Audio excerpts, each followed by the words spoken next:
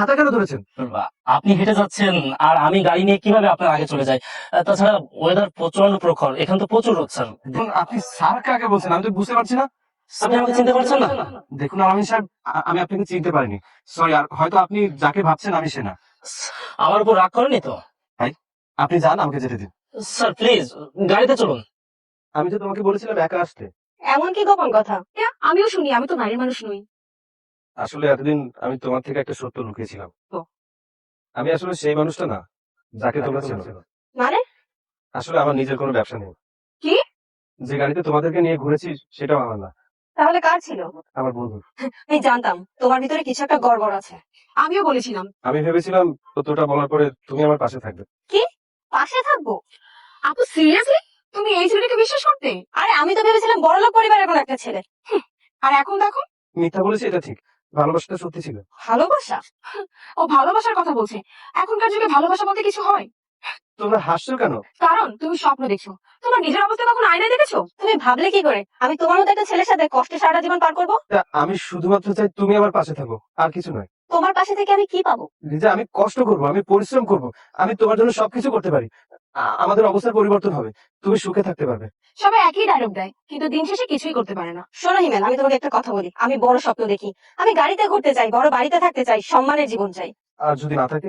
তাহলে আমারও তোমার সাথে কিছু নেই। লিজা, তাহলে এটাই কি তোমার শেষ কথা? হ্যাঁ। আপু চলো, আমাদের সময় নষ্ট হচ্ছে।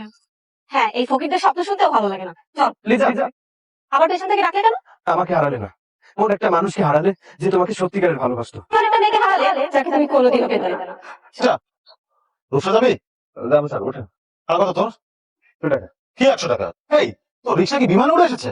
স্যার, এই রুটের ভাড়া তো 100 টাকাই। 100 টাকা? উনি 100 টাকা বললো আর আমাকে 100 টাকা দিতে হবে। যত সব। এনে তো 40 টাকা। এটা তো আমার ভাড়ার অর্ধেকও না। এই না বলবি না, তোর মতো রিক্সাওয়ালাদেরকে আমি ভালো করে চিনি। তো আমার প্রাপ্যটাই শুধুমাত্র চেয়েছি। প্রাপ্য? তোর আবার কিসের প্রাপ্য? স্যার, এই যে পরিশ্রম করে কষ্ট করে আপনাকে রিক্সা চালিয়ে নিয়ে আসলাম। তুই পরিশ্রম করেছিস তার জন্য কি আমি দেয় নাকি? স্যার, আপনার ভাষাটা একটু সংযত রাখুন। কি বলছিস তোকে? সেটা নিতে শিখুন, না আমার থেকে খারাপ কেউ হবে। তুই সবার আমাকে অপমান করেছিস। স্যার, গরিব হয়ে জন্মানোটা কোনো অপরাধ নয়, কিন্তু গরিব বলে গালি দেওয়াটা একটা অপরাধ। তাই নিজের লিমিটের মধ্যে থেকে কথা বলুন। পুলিশ ডাকতে হবে। Police station? একটা ছোট লোক রিক্সাওয়ালার বাচ্চা আমার গায়ে হাত তুলেছে, আমাকে অপমান করেছে। আপনারা রূপসা রেলওয়ে স্টেশনে চলে আসুন। স্যার, এই ছেলেটা ভাড়া নিয়ে আমার সাথে ঝামেলা করেছে, আমাকে অপমান করেছে, এমনকি আমার গায়ে পর্যন্ত হাত তুলেছে। এই যে রিক্সাওয়ালাটা। আপনি এখানে? স্যার আসসালামু আলাইকুম। কি ব্যাপার স্যার, আপনারা ওকে কেন স্যার বলছেন? আপনার ভাষা ঠিক করুন, পোশাক দেখে বিচার করবেন না। আমি তো পারছি না। আপনার এত কিছু বোঝার দরকার নেই, শুধু এতটুকু জেনে রাখুন যে এই শহরের অনেক সম্মানিত ব্যক্তি ওনাকে ব্যক্তিগতভাবে চেনে। উনি আসলে কে? আমাদের পর্যন্ত ওনাকে খুব ভালোভাবে চেনে। আমাদের এসপি স্যার একাধিকবার ওনার সম্পর্কে আমাদের ব্রিফ করেছেন। বলতে পারবো না, শুধু এতটুকু বলতে পারি যে ওনার সম্পর্কে থানায় আমাদের বিশেষ নির্দেশনা দেওয়া, না বলে অপমান করেছেন। ভুল আপনি করেছেন।